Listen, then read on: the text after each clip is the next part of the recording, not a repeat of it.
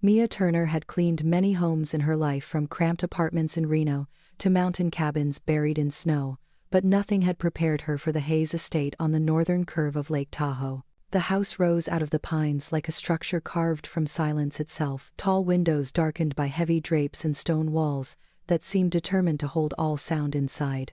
When she stepped out of the service car that morning, the cold bit at her cheeks carrying with it a strange quiet that made even her breath feel too loud. A representative from the private staffing agency walked next to her, lowering her voice as though afraid the house might hear. "Before we go inside, remember the rules. Do not speak to Mr. Hayes unless he speaks first. Do not touch the piano in the west room. Do not open the curtains. And absolutely no singing in the house." Mia blinked at that last rule. No singing. Why? The woman avoided her eyes. "It unsettles him. That is all you need to know." Inside, the hallway stretched long and dim, lined with framed photographs whose subjects were hidden by lack of light. Mia sensed dust in the air even though every surface shone as if polished daily. The agency had warned her that this job was not for everyone. The pay was high, but the emotional weight was heavier. "Your employer is Alexander Hayes, founder of Soundscape Labs. Billionaire at 32, recluse at 38, paralyzed from the waist down after a car accident 2 years ago." The woman hesitated before adding a final detail. "His wife died in that same accident." Mia absorbed the information quietly, feeling the weight of grief that still lingered in these halls. She had worked with lonely people before, with patients who no longer believed in mornings, but something about this house felt different, as if it had swallowed the last traces of warmth the day Eleanor Hayes had been laid to rest. A soft mechanical whir echoed down the corridor. The representative stiffened. "That is him. Do not make eye contact. Do not address him." Mia turned instinctively, but forced her eyes downward as a shadow moved past the far end of the hall. Alexander Hayes was thinner than she expected, shoulders sharp beneath a charcoal sweater, hands resting on the sleek metal rims of his wheelchair. His face held no expression, but his presence radiated an unyielding cold. He did not look at her as he passed, nor at the representative, nor at anything at all. His gaze was fixed straight ahead, eyes hollow like embers long extinguished. He disappeared into the west wing without a single sound beyond the soft roll of his wheels. Mia let out a slow breath she did not realize she had been holding. The representative exhaled too. "You will not see him often. He prefers isolation." Mia nodded, following her to the service kitchen, where a list of duties lay neatly printed on thick paper. She was responsible for daily cleaning, for ensuring the house remained functional, and for maintaining order without disrupting the fragile balance its owner had built around himself. No conversation, no music, no unexpected movement. It was a house designed to protect a man who no longer wished to live in the world. Yet as Mia explored the rooms one by one, she noticed something beyond grief. It felt as if time itself had stopped here. In the study, dust outlined where papers had once sat untouched for months. In the living room, a cello case rested in the corner, closed but not forgotten. In the west room, the piano stood under a heavy cloth, its presence like a sleeping animal that no one dared disturb. Mia knew the look of grief, but this was different. This was a house burying its owner alive. The first day passed in silence. Mia moved with careful steps, wiping counters, checking windows, making sure everything in the kitchen was ready for the evening. She rarely heard Alexander, only the faint roll of his wheelchair behind closed doors, or the sound of glass being set down with deliberate gentleness. As dusk deepened, the representative gave Mia one final warning before leaving. "Nights are the hardest. Do not interfere with him. Do not knock on his door no matter what you hear." Mia frowned. "What do you mean by that?" The woman only said, "You will understand soon." When the door closed and Mia was alone, the house settled around her like a heavy coat. She prepared tea and placed it outside Alexander's study as instructed, then retreated to the staff quarters, where she was told to remain unless cleaning was required. Hours passed. The wind whispered along the eaves. The lake creaked under winter tension. And then she heard it. A sound so faint she wondered if it came from the house or from a wound inside herself. A broken breath. Another, a shaky exhale caught between pain and denial. Mia opened her door quietly and stepped into the hallway. From the study at the far end came the rhythmic echo of a wheelchair moving back and forth as if pacing. She could hear Alexander's uneven breathing, the kind that belonged to someone wrestling with a memory sharp enough to cut skin. Something thudded very softly, perhaps a hand hitting the armrest. Then a long silence, then a sound like a strangled gasp. Mia did not approach. She simply stood where she was, understanding instinctively that this was the echo of a man reliving the moment the world had taken everything from him. When the house finally grew quiet again, she closed her door. She found herself unable to sleep. The house was too full of unsaid things. The next morning she rose early and resumed her tasks. She found the tea untouched, but the blanket on the study chair crumpled as if clenched in shaking fists. On the small table near the piano room she noticed a photo frame face down. She lifted it gently. It held the image of a woman with warm eyes and a smile that reached them easily. Eleanor Hayes, the one whose absence filled this house more than her presence ever could.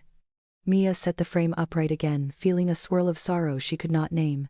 She understood now what her true task was. It was not to polish floors or dust shelves. It was to keep this house from collapsing under the weight of its grief. And perhaps if she was careful and patient and quiet enough, she might one day reach the man who lived inside it. For now she offered the only thing she could: her presence, her steadiness, her promise not to look away. The second morning in the Hayes estate began with the same silence that had wrapped itself around Mia the night before, but now she understood that the silence was not simply the absence of sound. It was a presence, a living thing that clung to the walls with the weight of memory. She moved quietly down the hallway, dusting frames, wiping the already spotless surfaces, pretending she did not feel the same heaviness settling into her skin. Beyond the closed doors, she could sense Alexander Hayes, waking, though waking seemed the wrong word for a man who never truly slept. His nights were wars fought alone, his days were truces he barely endured. Mia paused as she passed the west room again. The shape of the piano under the cloth had an almost human sorrow, as though it grieved too. She wondered what it had sounded like when played by someone who once built an empire on sound. Lucas Grant, Alexander's friend and COO, arrived mid-morning for a scheduled meeting that Mia had been warned not to acknowledge. She heard the front doors open, the firm, confident footsteps of a man accustomed to carrying responsibilities for others. Lucas spoke to her briefly, only to ask where the study was, thanking her with a tight smile that did not reach his eyes. When he entered the study, the house seemed to hold its breath. Mia could not help pausing nearby, pretending to adjust a vase as she subtly listened. "Alexander, you cannot keep pushing us away. The board is losing patience." Lucas' voice was low but strained. There was a long silence before Alexander answered, his tone clipped and emotionless. "Then tell the board to do what it wants. I am not returning to the office. You cannot run Soundscape Labs from a dark room, Alex. You built the company on connection, on innovation. You changed the industry. And now, look at me." There was a soft metallic ring as he tapped the arm of his wheelchair. "Is this what inspires them?" Lucas sighed in frustration. "The accident was not your fault.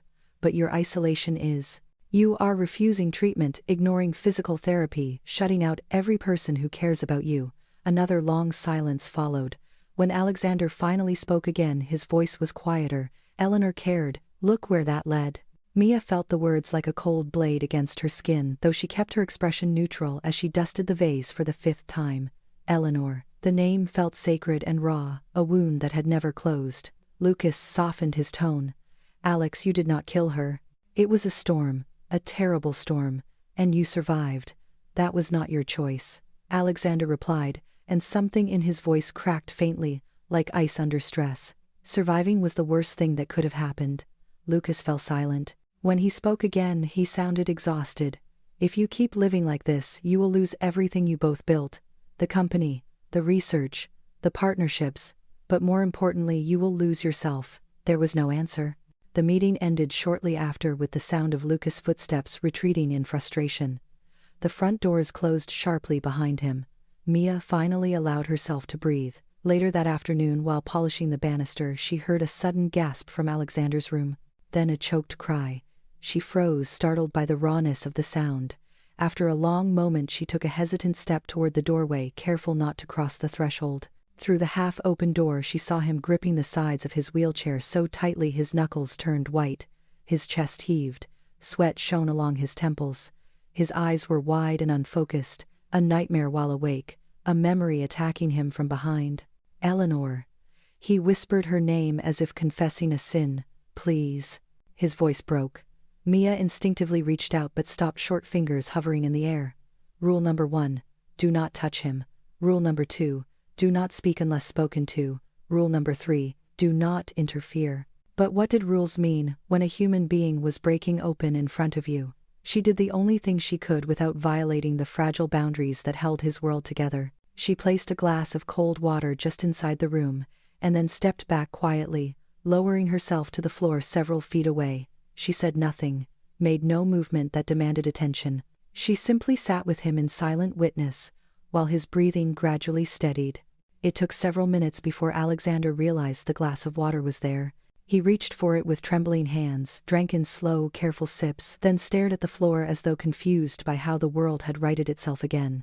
Eventually he looked toward the hallway, his eyes landing on Mia, not directly, not fully, but enough to acknowledge her presence. "Why are you sitting there?"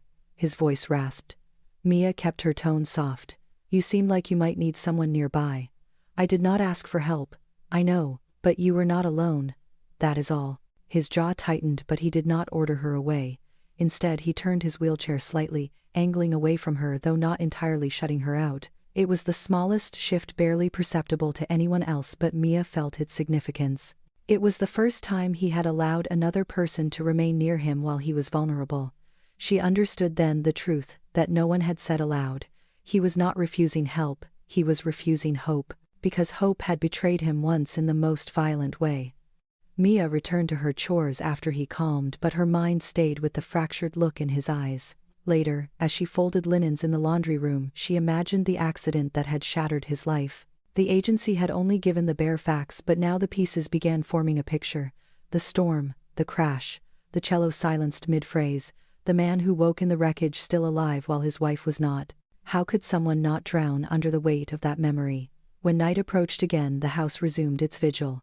The wind brushed against the windows like careful fingers. Somewhere in the west wing, Alexander wheeled himself slowly through the dim rooms.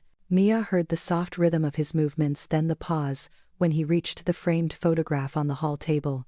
She imagined him touching it lightly, tracing the memory of a woman he could no longer bear to speak of. Long after midnight, she heard restless sounds again, no shouts, this time just a series of quiet breaths that seemed almost like pleading. Mia closed her eyes and let the weight of his suffering settle into her chest. She could not take it from him, but she could bear witness. She understood now what her presence meant. She was not here to restore order to the house. She was here to ensure the man inside it did not disappear entirely. Every night in the Hayes estate arrived the same way, with the sky darkening slowly over Lake Tahoe, until the water turned into a black mirror, reflecting nothing but the cold clarity of the moon. And every night, as shadows stretched along the wooden floors and the wind whispered through the pines outside, Mia Turner began the quiet rituals that no one had asked her to perform, but that she somehow understood were needed. They were small gestures, gentle ones, almost invisible to anyone who did not pay attention to the subtle changes happening in a home built from grief. But Mia had always believed that healing began in the smallest corners of a life. So every night she offered herself not through words or touch, but through the steady presence of someone who refused to disappear, the only language she knew for reaching a man who had shut the world out. The first thing she did each evening was leave a soft amber light glowing in the hallway outside Alexander's study. The estate rules required dimness, but darkness was something else, something dangerous for a man who carried a world of nightmares behind closed eyes. She adjusted the lamp to its lowest setting until it cast the faintest warmth across the floor. Not enough to intrude, just enough to say that the world beyond his door had not abandoned him. Then she moved through the living room, with a slow, rhythmic pace humming under her breath, even though she had been told never to sing. She did not sing, not truly. She allowed the softest thread of melody to escape her, a tune her mother had used when working long nights in the diner where Mia had grown up. A tune that had no words and asked for nothing. A tune that seemed to make the walls exhale just slightly, as if remembering what comfort once felt like. When she passed the west room, she paused, sometimes with her hand lightly touching the doorframe, not crossing the boundary, but acknowledging the piano inside. She wondered how long it had been since someone played even a single note on it. She wondered how long it had been since Alexander allowed music to breathe near him. On nights when the air felt heavy enough to crack, she cracked open one window near the staircase just an inch or two, letting a pale streak of moonlight spill onto the floor. She thought of it as creating a path for him, a reminder that light still existed whether or not he believed he deserved it. And sometimes she left a cup of tea outside his study door. Some nights it was untouched. Other nights the cup moved slightly, a shift so small she might have imagined it. Yet she knew he saw it. He knew the gesture came from someone who expected nothing in return. It was on the fourth night that she realized he was aware of her movements. She had just set the tea down, when she heard the faint roll of his wheelchair approaching. Her breath caught, and she stepped back into the shadows at the corner, expecting him to pass without hesitation.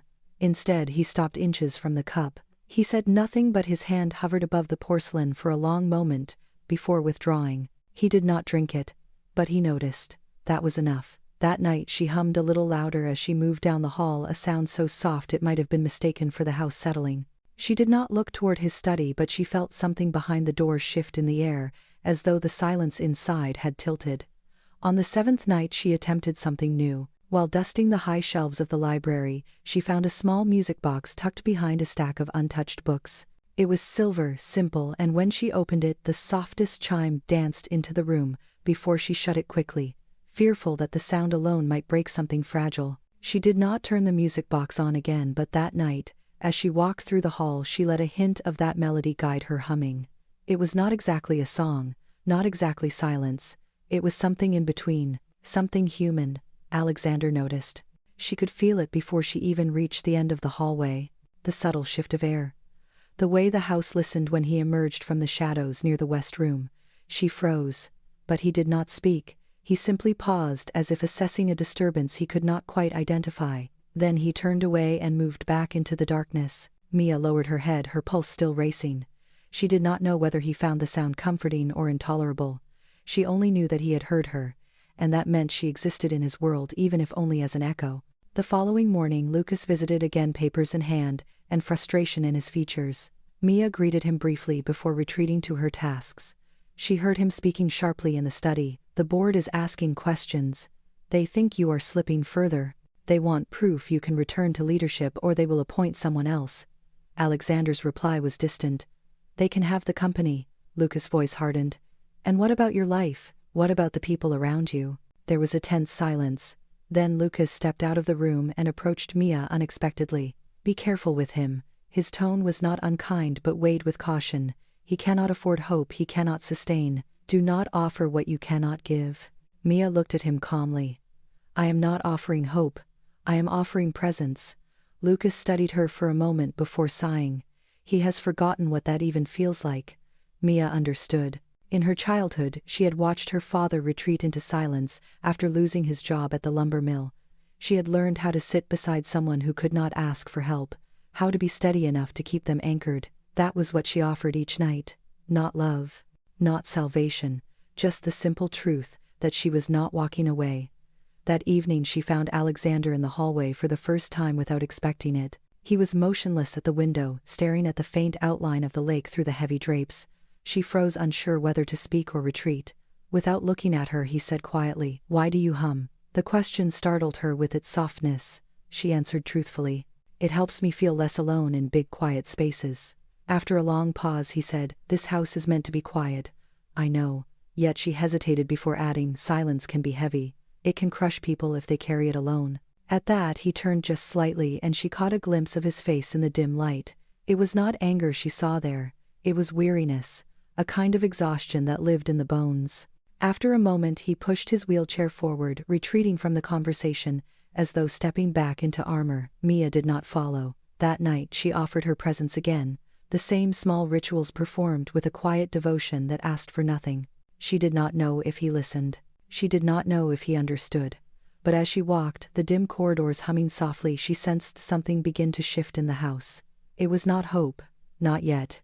It was the possibility of space being made for it, and that alone was enough to keep her moving. The storm arrived without warning, rolling over Lake Tahoe with a force that made the pines bend and groan like wounded giants.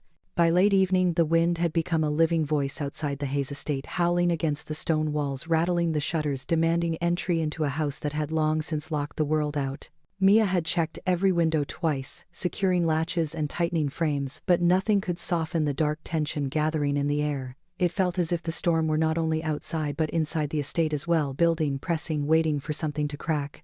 She finished her rounds early that night, the hall lamps flickering under the strain of electrical surges. The generator hum beneath the floor vibrated faintly, a reminder that the estate might lose power if the lines snapped. She knew storms could unsettle anyone, but she did not yet understand how deeply this kind of darkness would carve into Alexander. She was standing in the kitchen drying the last dish when the lights suddenly died with a sharp click.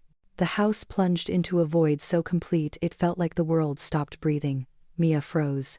The wind pummeled the walls. Somewhere in the west wing, a sound burst through the darkness. Not a crash, not a shout, something more terrifying, a broken breath, then another. A high choked gasp that did not sound like a man but like a soul drowning in its own memories. Mia grabbed the small flashlight she kept in her apron pocket, hands trembling. She flicked it on the narrow beam slicing through the suffocating dark. She moved quickly but quietly toward the sound, her footsteps muffled by the thick runner rugs.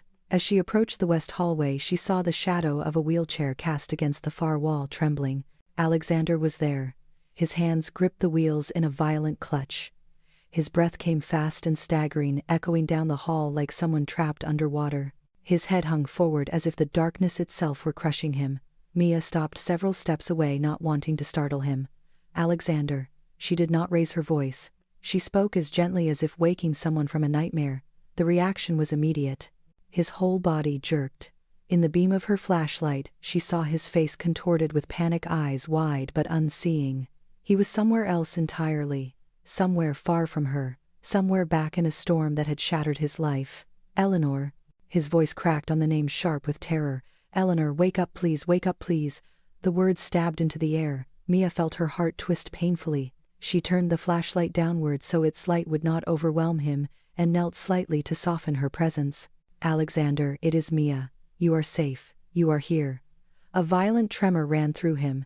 He lifted his hands, as if trying to push away specters only he could see. The darkness around them seemed to pulse with every shaky breath he released. Mia took a slow step closer. "I am right here. You are not alone." For a moment she thought he had not heard her. Then something in him shifted, a flicker of recognition deep behind the terror. His gaze struggled toward her shape in the dim partial light. The wheelchair jerked forward slightly, an involuntary movement, as though he were reaching instinctively for the first steady thing in the room. Mia raised her flashlight just enough to illuminate her own face, keeping the light soft and angled. She did not touch him. She remembered the rules. She remembered the boundaries. Instead, she let her voice become the one anchor he could hold on to. "You are here with me. It is just the storm. Nothing else. Just the storm." His breathing stayed ragged, but slowly, painfully slowly, the panic dragging him under began to loosen its grip. The muscles in his jaw unclenched. His fingers released the wheels a fraction. The wind howled again outside, and for a moment the house creaked as if buckling under the pressure of memory and weather alike. A flash of lightning lit the hallway stark white. In that instant, Mia saw something she would never forget. Alexander looking at her with the rawest vulnerability a man could reveal. Not anger, not fear, something deeper. Recognition. The first recognition of another living soul standing before him in 2 years. Mia held his gaze without flinching. "I'm here," she whispered. She felt the weight of his history hanging in the air. He was suspended in a place between past and present, between the moment he lost everything and the moment he might dare to believe someone had come to pull him out again. A low rumble of thunder rolled across the lake. The house shuddered. And then, for the first time, Alexander looked directly into her eyes.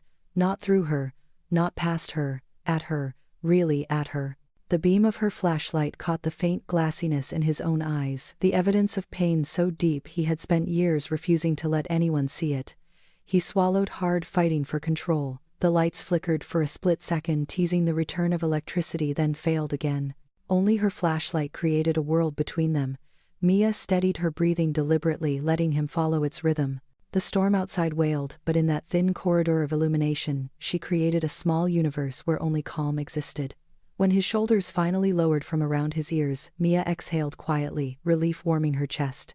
She shifted the flashlight slightly, and its beam fell across the west room doorway. The cloth over the piano rippled from a draft, as if stirred by an unseen hand. For a moment, the silhouette of the instrument stood stark and alive, like a ghost of a former self. Alexander turned toward it involuntarily. His expression tightened, anguish flashing through his features. In that single glance, Mia understood the truth. His grief was not just for his wife, it was for the part of himself that died with her. His music, his joy, his purpose. She felt it like a physical blow. The storm had not only taken his ability to walk, It had taken the sound from his soul. Mia stepped a fraction closer so her presence remained steady at his side without crossing the fragile boundary he needed. "You are safe," she murmured again. Her voice was soft but anchored. "You are not back there. You are here. With me." Slowly his breathing steadied to something human again. Something alive. The terror drained from his eyes, leaving only exhaustion so deep it seemed carved into his bones. After several long moments he nodded once. A small shake of his head followed an apology he could not articulate. Mia offered the smallest smile, one he might not even have seen in the dim light.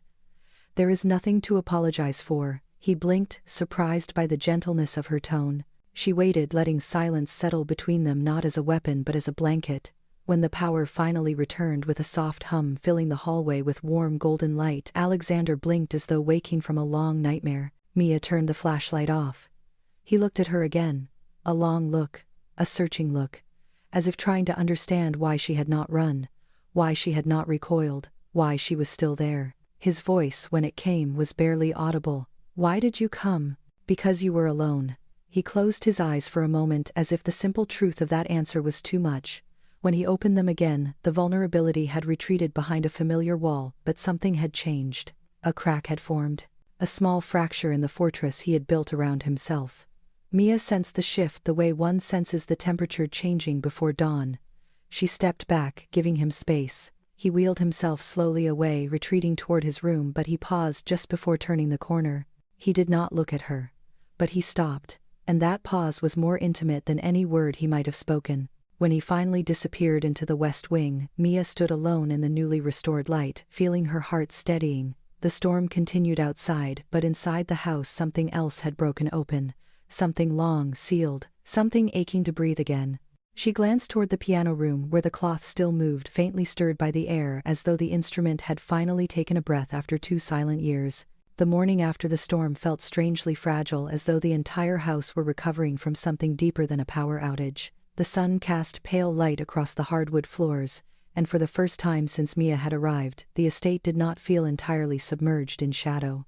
But the change was subtle, a shift barely noticeable unless one had spent nights listening to the sounds of a man unraveling behind closed doors. Mia moved through her routine with quiet purpose, polishing the banister, refolding towels, tidying the dining room where no one ate, aware of a hum inside herself that had not existed before. Something significant had happened the previous night, something she could not quite define, but could feel in her chest, like the faint warmth of a candle flame. She found herself pausing near the west room, touching the door frame lightly, as though checking for signs that the piano inside had indeed stirred, even if just in spirit. She wondered if Alexander remembered anything from the storm, or if his mind had done what it often did and sealed the memory behind a thick wall of survival. Around noon, Mia received a message from the agency, reminding her to avoid unnecessary interaction, but the words felt almost irrelevant now. She had already crossed a threshold, not through touch or conversation but through presence. She had stepped into a space no one else had dared enter in years, and she knew instinctively that something inside Alexander had registered it. Whether he welcomed or feared that shift was another question entirely. Later, as she organized the kitchen pantry, Mia found herself drawn to the stack of records on a high shelf. They were covered in a thin layer of dust, evidence that they had not been touched since before the accident. She stood on her toes and gingerly reached for one. It was a vinyl album titled Lakeside Sonata, composed by Alexander Hayes. The cover showed a younger version of him seated at a grand piano, Eleanor beside him with her cello, both smiling with a joy that radiated through the photograph. Mia felt her breath tighten. She carried the record to the living room where an old turntable sat unused. She hesitated. She was not supposed to bring sound into the house. She was not supposed to awaken ghosts. But curiosity guided her hands. She set the record gently on the table without playing it, running her fingers lightly over the sleeve. What kind of man writes music that still vibrates with life, years after it stops playing? That evening, Mia sat in the staff kitchen, scrolling through articles about Soundscape Labs and the innovations Alexander had brought to the world before withdrawing from it. Acoustic architecture, immersive soundscapes, programs that helped veterans with PTSD by recreating calming environments through sound. He had not been just a musician. He had been a healer in his own way. A man who believed sound could transform suffering. A man whose own suffering had stolen sound from him. Her chest ached with a heaviness she did not fully understand. When she found the piece he had composed for Eleanor 2 years before the accident, she put her phone aside and simply listened. The music began softly, like a sunrise cello and piano, blending in a conversation between two souls who trusted each other completely. Halfway through, the melody swelled into something breathtaking, the kind of harmony that felt like standing at the edge of a cliff with wind rushing past, held safely by the person beside you. By the final notes, tears slipped down Mia's cheeks. She covered her mouth, overwhelmed by the tenderness woven into every chord. For the first time, she glimpsed the depth of love Alexander had lost, and the depth of the despair that had replaced it. She wiped her eyes quickly when she heard the faint roll of a wheelchair outside the kitchen. Startled, she turned to see Alexander in the doorway. He had not entered the kitchen since she arrived. He studied her quietly, his face unreadable. Mia straightened, lowering her gaze. "I'm sorry, I was just finishing up in here." He looked at the counter, at the record sleeve she had left there by mistake. His expression changed instantly. Something jagged surfaced. His voice was low but sharp. "Why were you touching that? I found it while cleaning. I did not play it. I know better than that." He wheeled forward abruptly, grabbing the record. His hands trembled slightly as he held it. The storm of pain that crossed his face made Mia take an involuntary step back. "Do not go near her cello either." His tone was colder now, almost cutting. The word "her" reverberated through the room. Mia lifted her chin, steadying herself. "I was not trying to intrude. I only wanted to understand." His jaw clenched. "Understand what?" "That this house is a mausoleum. That my life ended 2 years ago. That the only sound I can bear now is silence, because anything else rips me apart." His voice cracked at the last word. Mia softened her posture. "I understand that you are grieving. But the music is part of who you were. It is part of who you are. Do not tell me who I am." He snapped, but the anger was blunt, a brittle shield for something far more fragile. He turned abruptly, dropping the record onto the counter with more force than intended. "Leave." Mia blinked. "Now," he said again, though his voice wavered just enough to reveal that he was not angry at her but at the memory she had accidentally awakened. His anger was grief in disguise. She steadied herself, feeling the sting of rejection, but refusing to retreat without giving him something back. Her voice was quiet but unwavering. "Every night, I offer what I can. If tonight you need anger, then take it." The words stopped him. She saw his shoulders tense, his breath catch. He did not look at her. He did not speak. But he did not follow through on the command for her to leave. He simply sat there, knuckles pale around the rims of his wheels, a man held together by brittle bone and habit. After several long seconds, he said more softly than she expected, "Do not touch the cello." She nodded. "I will not." He hesitated, then wheeled himself away toward the west wing, with movements slower and less certain than usual. Mia stood alone in the kitchen for a long time, heart still pounding. She had seen the pain in his eyes. When he looked at the record, a pain so raw it was almost a physical wound. She had also seen the tremble in his hands, the way his breath faltered when he spoke of music. It was not hatred. It was loss so deep he could not bear to touch the things that once made him whole. Much later, she found the courage to walk past the west room again. Through the gap in the doorway, she saw the cello case propped gently against the wall, and the cloth-covered piano sleeping beneath its shroud. She whispered to the empty room, almost as if speaking to the instruments themselves, "I will not push. But I will not walk away either." She continued her nightly rituals after that with even greater care. She hummed more softly. She adjusted the lights more gently. She placed tea outside the study with hands that understood the weight of simple offerings. And though Alexander avoided her for the next day and spoke only when necessary, he did not repeat the command for her to leave. He did not rebuild the wall completely.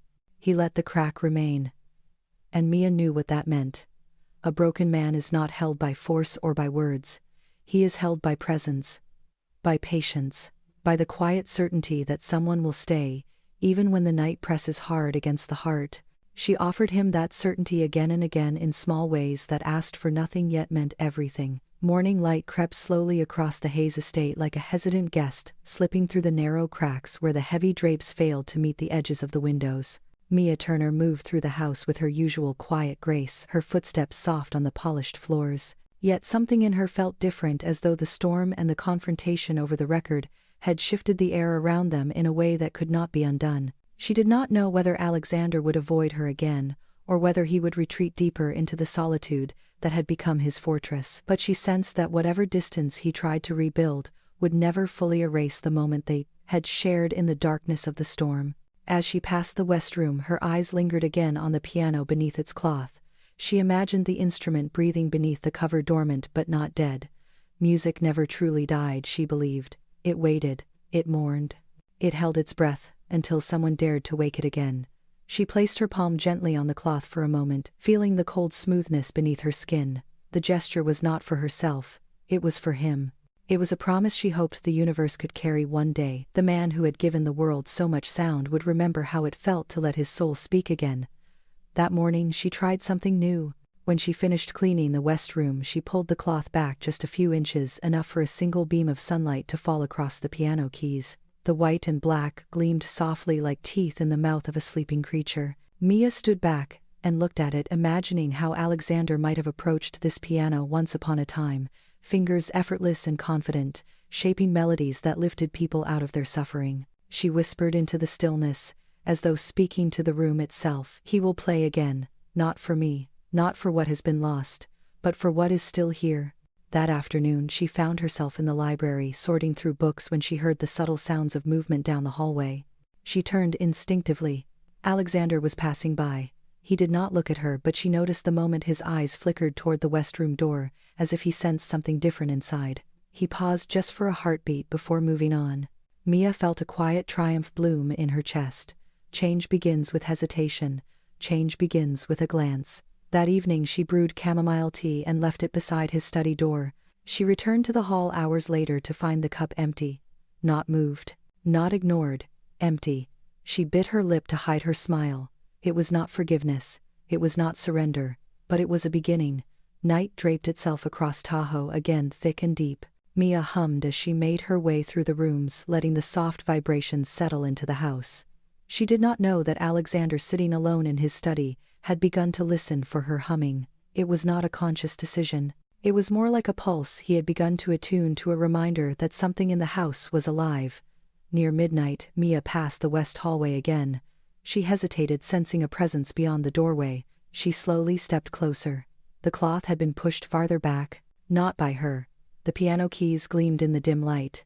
The bench had been moved slightly. Her breath caught. He had been here, maybe moments ago, maybe earlier in the evening. But he had stood here, or rather sat here, and looked at the instrument he had once loved more than anything, except Eleanor. She backed away slowly, careful not to leave any trace that might disturb whatever fragile curiosity had brought him into the room. Mia returned to the staff quarters, but sleep refused to come. The image of the uncovered keys stayed with her. She imagined Alexander sitting in the dark, staring at the piano hands, trembling with longing and fear. Around 2 in the morning she rose again, drawn by an instinct she could not name. She moved toward the west wing, her footsteps silent as drifting snow. As she approached, she heard it, a sound that made her heart leap into her throat. Not music, not melody, just the faint movement of air, the shifting of wood, the creak of a bench. He was there. She stood just outside the doorway, hidden by the shadows, the moonlight spilling across the floor. Alexander sat at the piano, his back tense, his shoulders rigid. His fingers hovered above the keys but did not touch them. He looked like a man standing on the edge of a sea he had once known intimately yet now feared drowning in. Mia did not move. She did not announce herself. She let the moment be his. He placed one hand on the keys. His fingertips brushed the cool ivory but did not press down. His breath quickened. His eyes squeezed shut. He tried again. A tremor ran through his arm. He jerked his hand away. His chest rose and fell in uneven motions. The grief was too close. The music was too close. The memory was too close. Mia's heart ached for him. She lowered herself to the floor several feet behind him, making no sound that would force him to acknowledge her. But somehow he sensed her there. He did not turn.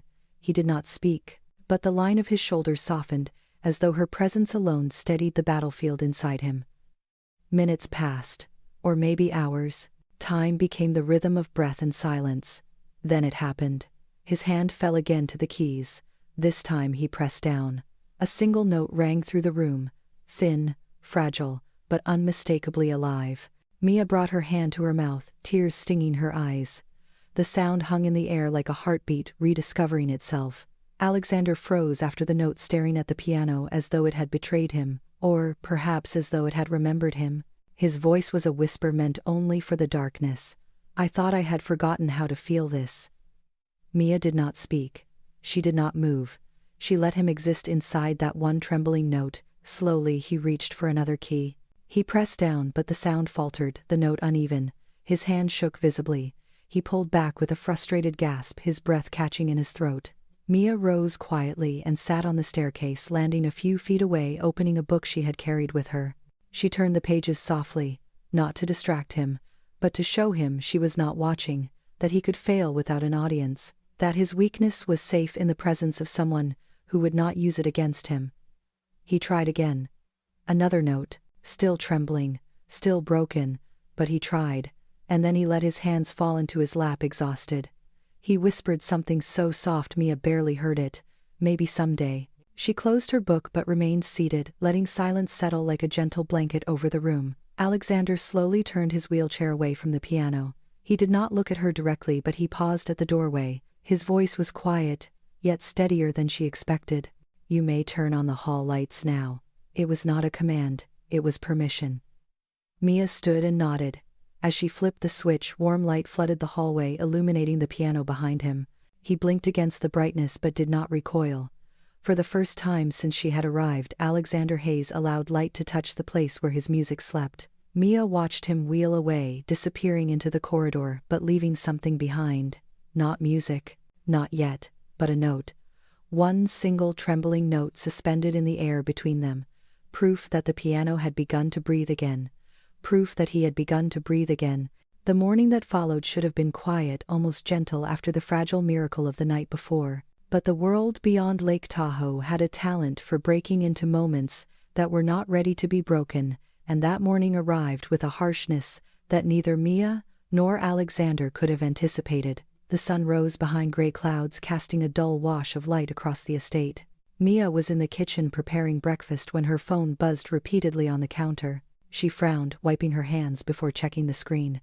3 missed calls from the agency, 2 messages from unknown numbers, one from a coworker she barely spoke to. She opened the first message and froze. "Mia, look at this right now." Attached was a link to a gossip site known for its aggressive paparazzi tactics. Her stomach dropped as she tapped it open. Her own face appeared on the screen, in a grainy zoomed photograph taken outside the Hayes estate the previous afternoon while she had been bringing in groceries. The caption read, "Mystery brunette spotted entering reclusive billionaire Alexander Hayes' residence. Sources claim she is living there." Another photo showed her walking toward the service entrance, head down, unaware anyone was watching. And beneath that, another headline: "Is the fallen tech legend finally warming up to someone, or is this Maid taking advantage of him?" Mia felt heat rise to her face. Her hands shook as she scrolled. The comments were worse. They accused her of seduction, manipulation, gold digging, even elder abuse, despite Alexander not being elderly. One commenter wrote, "This girl knows exactly what she's doing." Another added, "Watch, she will leak something for money soon." Her chest tightened painfully. She had done nothing but work hard and offer kindness to a man drowning in grief, and now strangers across the internet were painting her as a predator. She closed the browser and tried to steady her breathing. The agency was calling again. She answered with a trembling voice. "Mia, what is going on?" the supervisor demanded before she could speak. "We are getting inquiries from reporters. Someone leaked your schedule and your placement location. This is a major problem." "I do not know how it happened," Mia whispered. "I have not spoken to anyone." The supervisor exhaled sharply. "For now, stay professional, stay quiet. We will handle press inquiries, but this cannot continue. We may need to remove you from the estate for safety reasons." Remove her. The thought stabbed through her. Her work here was not just employment anymore. Leaving felt like abandoning someone who had finally begun to breathe again. "Please," she whispered, "do not make any decisions yet. I will not speak to anyone. I will stay out of sight. Just give me a chance to fix this." "We will discuss it later today," the supervisor said coolly. "Until then, do not engage with any media." The moment the call ended, Mia pressed her hands against the counter to steady herself. She had no idea how she would fix this. She was a maid, not a public figure, not someone trained to fight online narratives. But she knew one thing. She could not let this scandal hurt Alexander.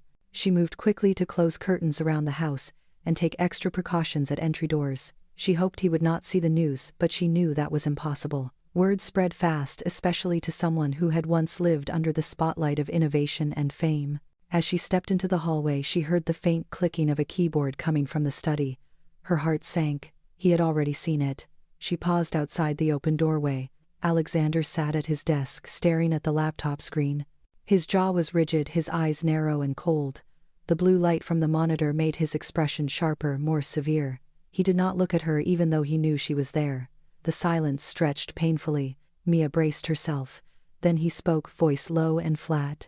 "They are talking about you." It was not a question. "Yes," she answered quietly.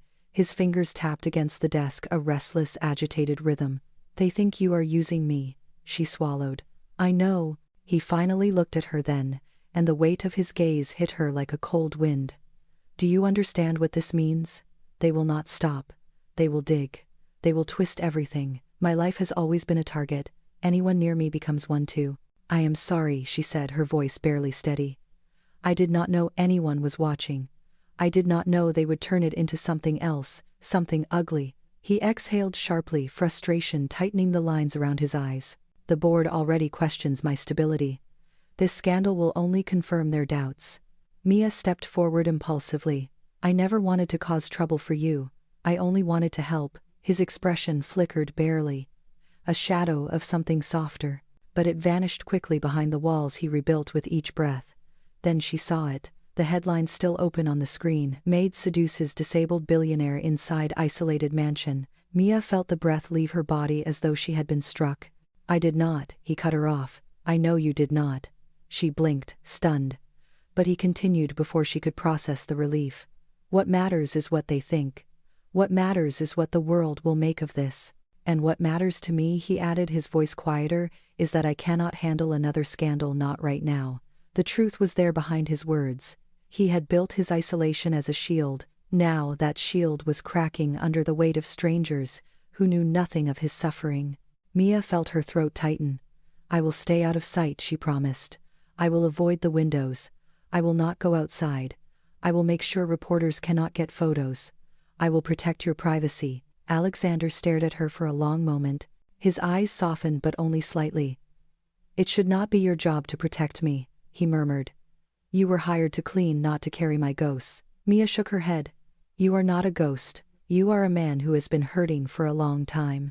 And I am not going anywhere unless you ask me to leave." His expression changed. A flash of conflict crossed his features. But he did not ask her to go. Not then. Not yet. Instead, he turned his chair away from her. "You should continue your tasks. Avoid the windows. And stay off your phone." She nodded and stepped back into the hallway.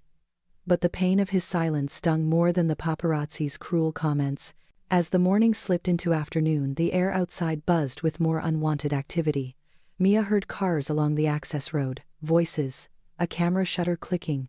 She moved through the estate, closing drapes, pulling blinds, hiding herself from prying eyes. But no curtain was thick enough to smother the ache in her chest.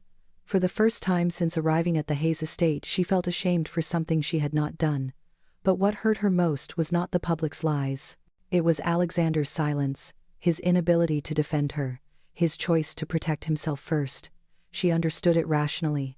He was still broken, still fragile, still rebuilding a self he barely trusted. But emotionally, the silence cut deep. She had offered him her presence every night. And now that she was the one drowning in humiliation, he could not step into the storm for her. By evening, she sat on the floor of her small staff room, hugging her knees, unable to stop replaying the headlines. She wondered if she should resign before the agency forced her out. But then she remembered the trembling note he had played the night before. She remembered the way he had glanced at the piano with something like longing. She remembered the moment in the storm when he had looked into her eyes, as if she were the only thing keeping him anchored to the present. And she knew she could not leave. Not yet. Not when he had just begun to find his way back. That night she did not hum. She did not set out tea. She did not walk the halls with her soft rhythmic steps. She stayed in her room, curled under her blanket, letting the quiet swallow her. Somewhere in the estate, she heard the faint roll of a wheelchair moving back and forth. Searching. Pausing. Searching again. But she did not go to him. And in that absence, the cruelest truth emerged. The silence now hurt him too. The next morning unfolded with a heaviness Mia felt before she even opened her eyes. a pressure in the air that told her silence had grown teeth overnight. She rose slowly, splashed cold water on her face, and braced herself for another day inside a house that now felt smaller, more watched, more fragile. The paparazzi had retreated only because the previous night's snowfall had blocked the service road, but the knowledge that they could return at any moment weighed on her. She stepped into the hallway and was surprised to find the drapes already drawn open just an inch, as if someone had checked whether the outside world was still there. She suspected it had been Alexander. She suspected he had been awake for hours. She found him in the library around mid-morning, sitting with his back to the door, his wheelchair angled slightly, as though he had rolled into the room without intention. He was staring at nothing, hands slack in his lap. There was no laptop, no book, no distraction between him and whatever haunted him. The curve of his spine looked defeated. Mia hesitated before entering fully. The memory of the scandal lingered between them like a bruise. She cleared her throat softly, and he flinched almost imperceptibly. He did not turn, but he spoke. "You were not in the hall last night." His voice was quiet, more observation than accusation. "No," she replied. "I thought it would be better if I stayed away." "Better for whom?" The question struck her unexpectedly. "For you," she answered after a moment. "You were under enough pressure. I did not want to add to it." He was silent for several beats. When he finally spoke again, his voice carried a thin strand of exhaustion. "That is what you think you are." "Pressure." She stepped closer. "That is what you looked like you needed me to believe." His hand tensed slightly against the wheel rim. He let out a long, unsteady breath. "Come here." The request caught her off guard, not an order, not a plea, just a simple human need that surprised them both. She approached slowly and stopped beside him, not too close. He still did not look at her. "Do you know why storms affect me the way they do?" he asked. She shook her head, even though he could not see it. "No." He closed his eyes. The waves of Tahoe that morning were not gentle. They slapped against the shore, visible from the window, as if echoing his memory. "That night," he began, "Eleanor had a late rehearsal. She was tired. I knew she was tired. She asked if I could drive slower, or if we could stop somewhere." He swallowed hard. "I said no. I told her we needed to get home because I had an early meeting. I told her she was overreacting." Mia felt her breath falter. "The storm came in faster than predicted," he continued. "Rain so heavy it felt like the air had turned to water. Visibility was almost nothing. I should have stopped. I should have turned around. But I kept going, because I always kept going, because I believed momentum could fix anything." His fingers curled tightly around the wheel. "When the truck slid across the lane, I tried to correct. The car spun. We hit the guardrail and the impact threw her against the passenger side. She was not wearing her shoulder belt." He paused, trembling. "She had unclipped it minutes before because it hurt her collarbone. She told me she would put it back on. I told her it didn't matter." Mia closed her eyes, devastated by the quiet rawness in his voice. He continued, barely louder than a whisper. "I remember the glass breaking. I remember the sound cutting through everything. I remember reaching for her and realizing she was not breathing." He inhaled sharply. "And I remember screaming her name until my throat bled." Mia pressed a hand against her own heart, willing it to stay steady. "When I woke in the hospital," he said, his voice cracking, "I could not feel my legs. But that was not the real loss. The real loss was that I was alive, and she was not." A tear slipped down his cheek, and he wiped it away angrily, as if tears were an offense. Mia knelt slowly beside his chair, though she still did not touch him. "You survived," she whispered, not as consolation but as truth. "That is not a crime." He laughed, a brittle broken sound. "It felt like one. It still feels like one." His eyes finally met hers. "Do you know what the police report said? That the accident was caused by weather conditions and poor visibility. They said no one was at fault. But they did not understand. I was at fault because I ignored her. I dismissed her fear. I always believed I knew best. And because I believed that she died." Mia shook her head gently. "You cannot punish yourself forever for a moment you wish you could undo. But I do. Every day, every night, every time I hear a storm, every time I see her cello." His voice grew hoarse. "And every time I look at this house that she loved more than I ever did." Mia felt the weight of those words settle over her like fresh snow, silent and devastating. She took a slow breath, steadying her voice. "You could not save her," she said softly. "But that does not mean you must lose yourself too." That was the moment something inside him cracked a second time. A softer shattering, a release of pressure built over years. His eyes filled with tears again, not from pain this time but from the unbearable relief of finally speaking aloud a truth he had carried alone. Mia stayed where she was, kneeling on the floor. She did not reach for him. She did not offer empty comfort. She simply existed with him in the rawness of his grief, letting him break without fear of judgment. After several minutes of silence, he whispered, "I have not cried in front of anyone since the funeral. It was not pride that kept me from it. It was fear. Fear that if I started again, I wouldn't stop." Mia felt her throat tighten. "You stopped the night you chose to keep living," she said softly. "Maybe without meaning to, maybe because you were forced to. But you are still here. And you are allowed to feel all of this." His breathing shook again. She placed her hand on the floor between them but not touching him. An anchor, a quiet oath. "I am here," she said. Her voice was steady. "I am here, and I am not leaving." Something shifted inside him at those words. His shoulders lowered, his jaw unclenched. For the first time he looked at her without the shield of bitterness or fear. Only grief, only humanity. He whispered, "I could not save her." Mia whispered back, "I know." His eyes softened into something like acceptance, not forgiveness, not yet, but the first fragile step toward it. And in that moment he did something he had not done with another human being in 2 years. He allowed himself to cry. Not quietly, not politely, but fully, honestly, brokenly. Mia stayed kneeling beside him, letting his grief fill the room like a storm releasing after years of pressure. She absorbed it into the silence, offering nothing but presence, nothing but breath, nothing but the truth that she was not running from his pain. When the tears finally slowed, he leaned back in his chair, exhausted. The storm inside him had passed but left behind a clearing, raw and vulnerable. Mia rose slowly. She did not speak. She simply laid her hand flat on the wooden floor between them again, and let him see it. A quiet vow, a steady promise. "I am here," she whispered once more before stepping back, giving him space to breathe. He watched her go, his eyes following her in a way they never had before, with awareness, with recognition, with something entirely new. For the first time since the accident, he was not drowning alone. Night returned to the Hayes estate with a quiet that felt almost deceptive, as though the world were holding its breath after the confession Alexander had unleashed that morning. The snowfall softened the grounds outside, covering the roads in white and muting every sound, but inside the house, something stirred with a new and fragile awareness. Ever since Alexander had spoken about the accident, the walls themselves felt different, as if the weight they carried had lightened by the smallest degree. Mia sensed it while moving through the hallways, preparing the house for evening. She adjusted the low amber lights, made her rounds with gentle footfalls, and paused near the west wing where the piano waited under its half-drawn cover. She had not seen him since their conversation, but she could feel the shift in him the way a person could feel pressure in the air before rain. He had cracked open a sealed part of himself, and such an act rarely settled quietly afterward. As she set a fresh cup of tea outside his study, she felt a faint tremor of nervousness in her hands. She had been his witness earlier, his silent anchor as he confronted memories that had nearly destroyed him. Now, she feared what might follow.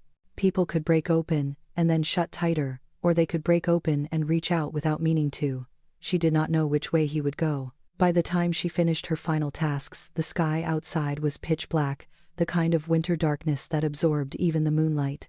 She hummed softly while walking down the hallway, a habit she had resumed cautiously after the scandal, but at a lower volume in case the world still listened with intrusive ears. She stopped humming abruptly when she heard something unexpected. Music. It was not real music, more like the beginning of it, a single soft bow across a cello string. The sound was faint and warped, coming from a speaker somewhere deeper in the house. She followed it slowly, heart thudding, until she reached the west room. The door was slightly ajar. Inside the dim room, Alexander sat in his wheelchair, facing the cello case that leaned against the far wall. His laptop sat open on a nearby table, playing a recorded track of Eleanor performing alone. The melody was tender at first, then shifted into something mournful. Mia stood frozen at the threshold, afraid to enter, afraid to disturb him, afraid to let him see how much it hurt her to see him willingly reopen a wound that looked too deep to survive. He did not notice her at first. His eyes were locked on the cello case on the ground, in front of him, as though expecting it to open by itself.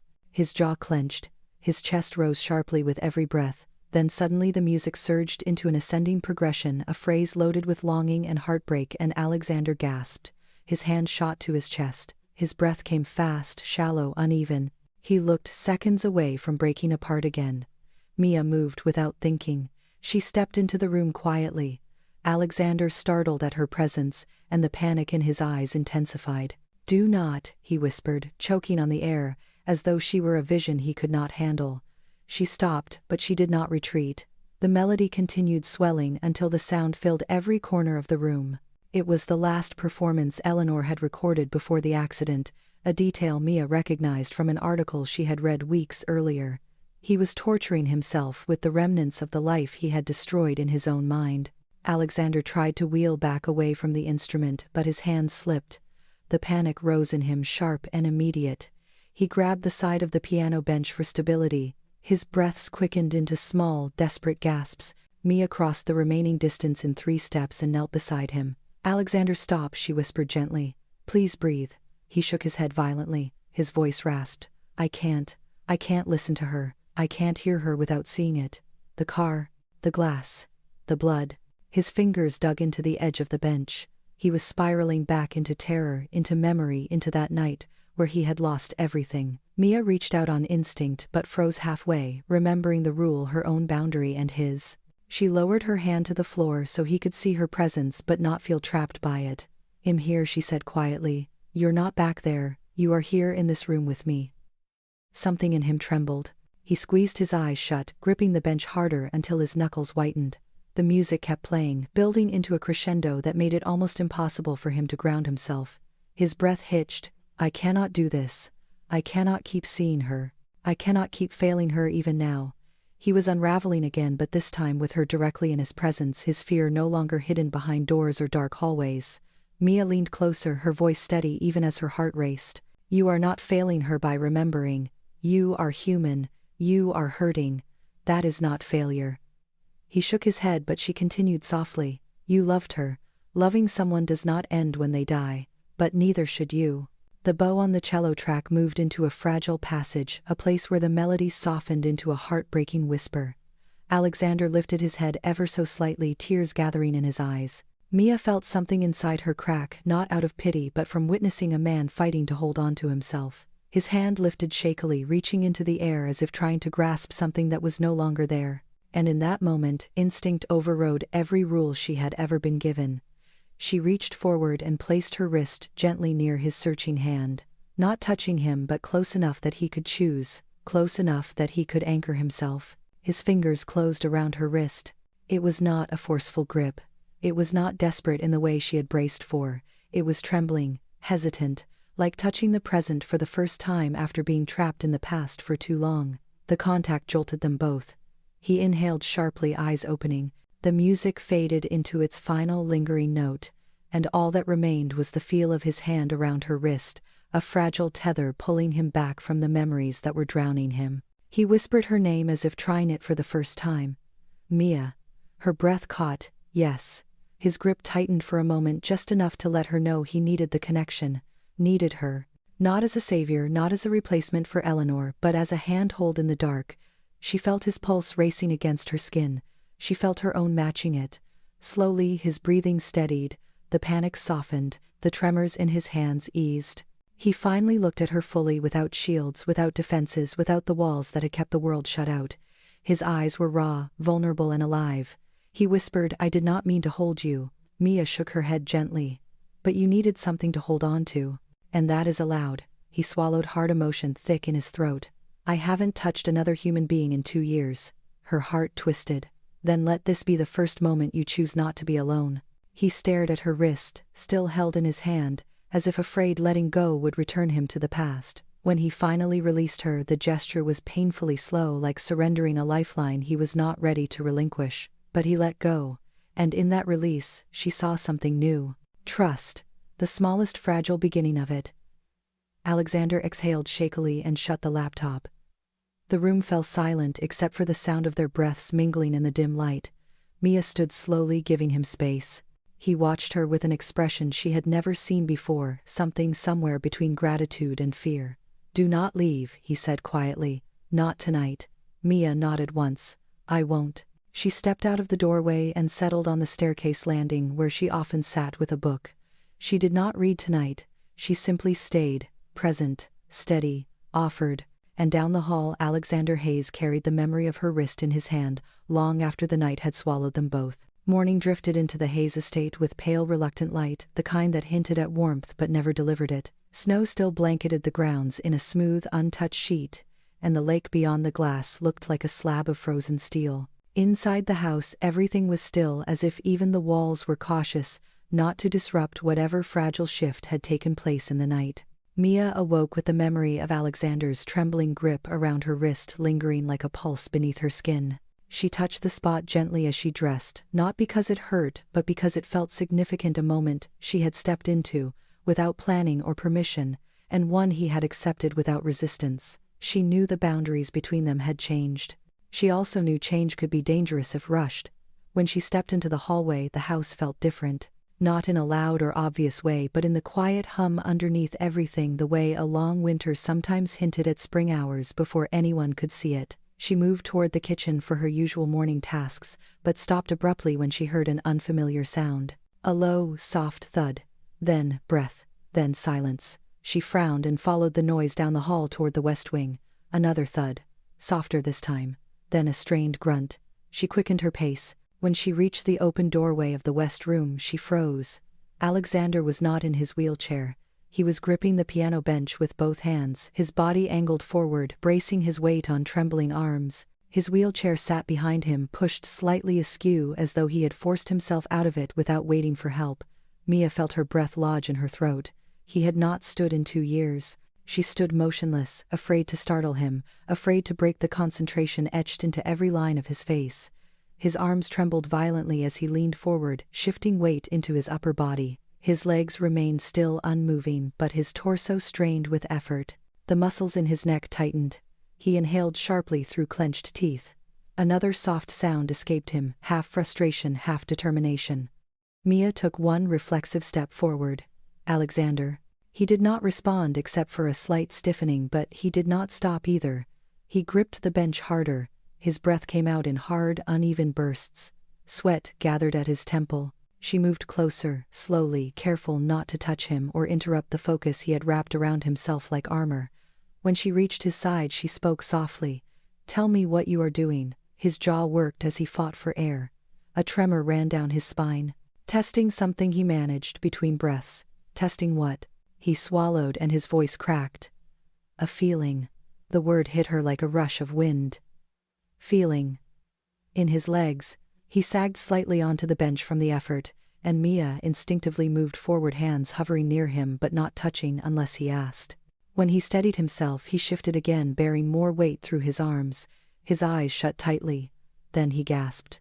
Mia felt the air stop in her lungs. "Alexander, what is it?" His next breath trembled out of him, uneven and stunned.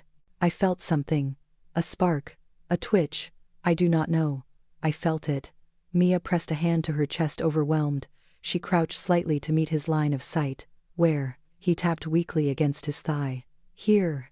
It was faint, but it was real. "I thought maybe last night, maybe the way I moved, maybe the tension." His voice dropped to a whisper. "Or maybe because of you." Her breath faltered.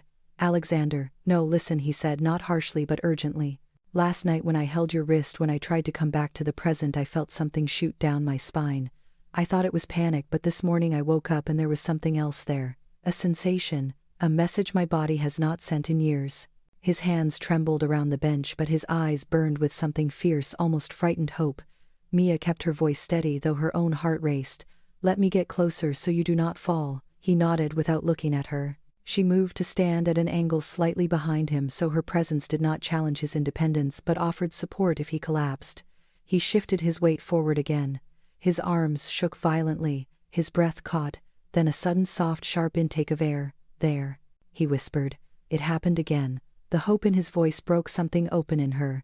The fragile courage it took for him to even test the boundaries of his broken body made her eyes sting. She steadied her tone. "Do you want to try standing?" He hesitated. His fear showed for one flicker of a second. "If I fall, you won't." "If I fall," he repeated more quietly, "I need you to promise you won't pretend it means nothing. I have lived inside a lie of strength for too long. If I fall, then we face it honestly." She nodded, her throat tight. "I promise." He took a breath that shook through his entire frame. Then he pressed down on the piano bench with trembling arms and lifted, It was not elegant. It was not smooth. His legs remained stiff and useless at first, but then something flickered inside him. A muscle responding, a nerve firing, a memory of movement waking up. His heel shifted half an inch. Mia gasped. He did not see it, but he must have felt it, because he sucked in another breath that sounded like the beginning of a sob. He lifted again, this time with more force. His body rose another inch. His torso shook with the effort. His arms strained. His knees trembled. And then, for the briefest, glorious, impossible moment, his body held its own weight. It lasted only seconds, but it happened.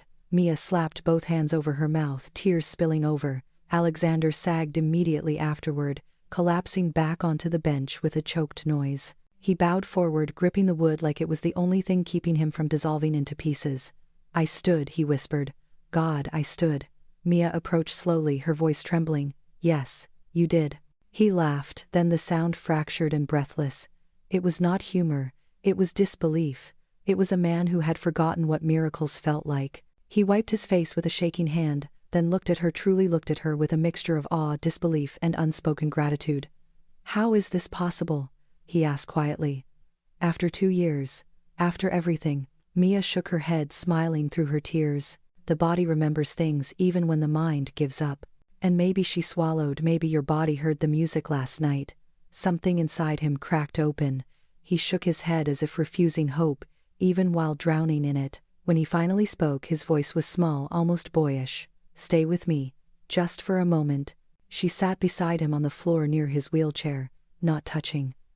Just close enough that their breaths seemed to share the same fragile rhythm. He looked at his legs, the stillness that had defined his life for 2 years. Then he whispered something that pierced her heart. "If this is real, then the world is not done with me yet." She met his eyes. "The world has been waiting for you." He turned his head slightly, as if he could not bear the tenderness of her words. After a long silence, he said, "You cannot tell anyone. Not yet. Not Lucas, not the board, not even the agency. If it is real, I need to understand it first. If it is not real, I cannot survive the disappointment." She nodded solemnly. "Your secret is safe with me." A soft expression crossed his face. Relief, fear, hope, all braided together. His hands trembled again, but not from panic this time. From possibility. He reached for the wheelchair slowly, clearly exhausted. Mia moved to help by steadying the chair, but she did not assist him into it unless he asked. He paused, his hand hovering above the armrest. Then he whispered, "Thank you, not for helping, for seeing me before this moment." Her voice softened.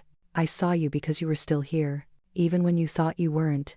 He closed his eyes, absorbing that truth. When he finally settled back into the chair, every line of his body looked different, not healed, not whole, but undeniably alive in a way she had never seen before.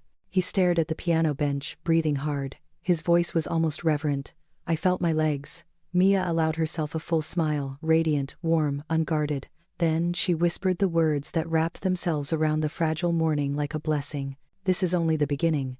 Outside, the storm clouds began to lift, letting the first true sunlight spill across the lake. And inside the Hayes estate, a man who had believed himself broken beyond repair felt the quiet, unmistakable stir of a new beginning, rising through him like a note waiting to be played. The morning after, Alexander's miraculous attempt at standing should have been filled with a fragile sense of hope, a private victory shared between two people who had seen the impossible flicker back to life. But the world had a way of attacking precisely when a life was learning to rise again, and as dawn broke through the frost-lined windows of the Hayes estate, the fragile peace shattered beneath forces neither of them could control. Mia sensed it the moment she stepped into the main hall. Attention hung in the air like a wire pulled too tight. Her phone buzzed with a dozen notifications, all from blocked numbers or coworkers she barely knew. She ignored them at first, choosing instead to fill the kettle and begin her morning tasks with quiet intention. But the buzzing persisted, louder, more insistent, until her anxiety climbed like a tide inside her chest. Finally, she checked her messages and froze. A headline glowed from every screen. Billionaire recluse Alexander Hayes seen intimately with household staff. Possible affair with Maid raises questions about stability at Soundscape Labs. Beneath the headline was a photo of Alexander holding her wrist. Someone had taken it through a narrow seam where the storm shutters had not fully closed. The picture was grainy and dim but unmistakable, his hand around her wrist, her body turned toward him, His eyes lowered in a moment so raw, it could never be explained to a public eager for scandal.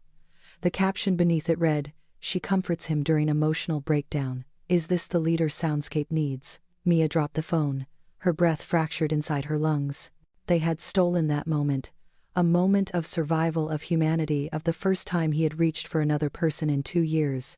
And they had twisted it into something cheap, sensational, destructive. Her pulse thundered. She hurried down the hallway, searching for him. She found him in the study, his laptop open, his expression carved into stone.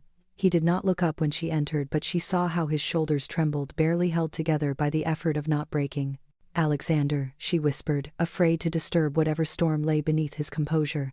He closed the laptop with a sharp, decisive motion, as though shutting the world out physically might keep the poison from spreading further.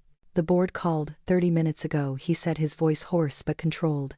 "They want an emergency meeting regarding the photos. They question my emotional stability, my leadership. They are wondering if I should be removed as CEO entirely." The words hit her like a blow. Her knees weakened, but she forced herself to remain steady. "Your position cannot be threatened by a photograph taken out of context." "But it can," he snapped, then stopped as if shocked by the volume of his own voice. He inhaled shakily, adjusting the tone, though the pain still pulsed through every word. "They have been waiting for any excuse, any sign of weakness, and now they have something that looks like confirmation." Mia stepped forward carefully. "What can I do?" He laughed once, a broken sound caught between disbelief and bitterness. "They think you are manipulating me. They think you are compromising my judgment. Some are even suggesting the board investigate the nature of our relationship." He looked at her finally, and the devastation in his eyes carved her heart open. "They think I am incapable of leading because of you. Not because he was broken for years, not because trauma had held him hostage, not because he had survived the loss of his wife alone, in a house that echoed like a tomb. No, because someone finally cared enough to step into the darkness with him." Mia shook her head fiercely. "This is not your fault. And it is not mine." Alexander leaned back in his chair, rubbing his temples. "Reporters tried to get onto the estate earlier. Lucas is handling security, but the story is everywhere now. I cannot ignore it. I cannot hide from it." He swallowed hard. "They will demand that I prove I am still capable of running Soundscape Labs, and they will demand that you leave." The world seemed to tilt beneath her feet. "Leave." The word felt like ice sliding into her chest, but she forced steadiness into her voice. "If my staying hurts you, I will go." His head shot up, eyes blazing with something fierce and startling. "Do not say that." She froze. His breath shook. "Do not think for a second that your presence here is harmful. It is the opposite. You are the only reason I am still alive." The room went quiet around that confession, as if the house itself were listening. She felt heat rise behind her eyes, but she blinked it back. "Then let me stay. Let me help." He shook his head slowly, a shadow crossing his features. "If you stay, the world will eat you alive. The press, the public, the board, none of them will show mercy. They will twist everything you have done for me, everything you are." Mia stepped closer, until she stood directly in front of him. "Let them twist what they want. I know the truth, and so do you." Something flickered in his gaze, hope, longing, fear, but above all, the impossible desire to protect her at any cost, even if that cost was shattering himself again. The door swung open abruptly. Lucas stepped inside, his face drawn with tension. "Alexander, we have a problem." Alexander straightened instantly, his professional instincts overtaking his emotional unraveling. "What now?" Lucas hesitated, his eyes flickering to Mia before speaking. "The board is calling a formal vote. They want to temporarily suspend your authority until an investigation is completed." Mia felt the room constrict around them. Suspend him. Without him, Soundscape Labs would be gutted, another innovative company swallowed by corporate vultures. Alexander exhaled slowly, a sound of resignation mixed with fury. "They have been preparing for this for months. This is just the excuse they needed." Mia shook her head. "You are their founder. They cannot erase you." "They can," he said quietly. "If shareholders believe I am compromised, they will remove me permanently." Mia pressed her hand against her chest, fighting the ache that threatened to tear her apart. "What can we do?" "Nothing," he said. His voice came out hollow. "Because even if I stand in front of them and tell them the truth, that nothing inappropriate happened, that you have done nothing but help me heal, they would not believe it. The world does not believe men like me can be weak without being manipulated. The world does not believe women like you can care without wanting something." She felt tears burn her eyes. He looked at her gently, devastatingly. "And I refuse to let them tear you apart to save me." She shook her head fiercely. "I do not need protection. Not from you." His eyes softened, but with sorrow, not reassurance. "I cannot lose more people, Mia. Not again." He turned to Lucas. "Prepare the statement. Tell the board I will comply with suspension until further review." Maya's breath caught as if she had been punched in the lungs. "Alexander, no. If you surrender now, they will destroy everything you built." He closed his eyes. "They already have." And then he looked at her for a long time with a depth of grief and gratitude that stole her breath. "Leave the estate for now, Mia." His voice cracked slightly. "Please." She stumbled back a step. It felt like the world collapsed beneath her. So this was how the world struck him back, after daring to hope, after daring to feel, after daring to reach for her wrist in the dark. It punished him. It punished her. It punished the spark that had barely begun to form between them. She shook her head desperately. "You do not mean that." He swallowed hard. "If you stay, they will drag you through every headline, every courtroom, every boardroom. They will call you names, they will twist your intentions, they will destroy your life just to get to me. I cannot allow that." His voice broke on the last word. She felt something inside her fracture, but she forced herself to remain steady. "If I leave, does it make anything better for you?" His breath hitched. "No, but it protects you." She stared at him, unable to breathe. His eyes shone with unshed tears. His voice lowered to a whisper that cut straight to her soul. "Please, go before they take everything from you." Mia closed her eyes, a single tear falling silently. She knew then that she had no choice. The world had struck at them both with vicious precision, and for now retreat was the only way to keep them both from being crushed. She nodded, her voice barely a breath. "I will go." Alexander looked away quickly, as if seeing her leave would undo him entirely. Lucas stepped forward, placing a hand gently on Mia's shoulder, guiding her toward the doorway. But before she crossed it, she looked back one last time. Alexander sat in his wheelchair, shoulders hunched, head bowed, looking more broken in that moment than he had the day she first arrived. She whispered into the doorway, barely audible, "I will come back. I promise." He did not look up, but she saw his hand curl into a fist, the only sign that her words reached him. Then she walked away. And the house of silence became truly silent again. Snowfall returned the next morning, as if the sky itself wished to erase every footprint Mia had left behind when she walked out of the Hayes estate. The drifts piled against the windows, thick and relentless, swallowing the view of the lake and turning the world into a white void. Inside the mansion, silence wrapped itself around every room like a shroud. Alexander barely moved from where he sat in his study long after she was gone. Lucas had tried checking on him once, maybe twice, but Alexander had not responded. Eventually, Lucas understood and left him alone. The echo of Maya's last words lingered in the air like a fading heartbeat. "I will come back. I promise." Alexander replayed them until the sound of her voice felt like a thread pulling him apart. He wheeled himself to the piano room, but even the sight of the half-uncovered keys made his chest clench with an ache so sharp he turned away immediately. It was too much. Everything was too much. The photo that had caused the scandal remained open on his laptop, even though he had tried closing it several times. His hands shook every time he attempted to shut the device, so eventually he simply stared at the frozen image, knowing it had stolen something precious from him. Her wrist in his hand, his eyes lowered in vulnerability, a moment meant for survival twisted into accusation. The world had taken the one fragile connection he had dared to accept and weaponized it against them both. Hours passed. The storm worsened. The house dimmed into shades of gray. Alexander finally wheeled himself into the library, where the faint smell of old paper and cedar usually calmed him. Today it only made him feel more hollow. He rolled to the desk where a stack of unused stationery sat untouched since before the accident. Eleanor had bought it for him. She used to tease him about being old-fashioned, preferring handwritten notes over emails. He brushed his fingers across the creamy surface of the paper, and for reasons he could not explain even to himself he reached for a pen. He hesitated but then bowed his head and began to write.